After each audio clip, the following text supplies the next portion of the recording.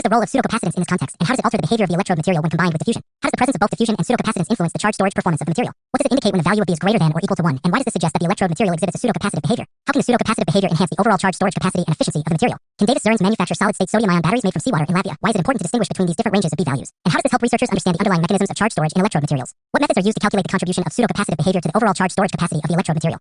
How can this contribution be quantified further? And why is it valuable to know how much of the total charge storage is due to pseudocapacitive effects? How does the ability to calculate this contribution influence the development and optimization of materials for energy storage applications? And how can this information guide the design of better electrodes for devices such as batteries and supercapacitors? What role does this understanding of pseudocapacitive behavior and its contribution play in improving the performance and efficiency of energy storage technologies? What do the constants K1 and K2 represent in this context? And why are they considered adjustable? How do these constants affect the overall equation? And why is it important to have adjustable values in analyzing electrochemical behaviors? What is the significance of the term K1 nu? And how does it describe the contribution of capacitive behavior to the total charge storage in the system?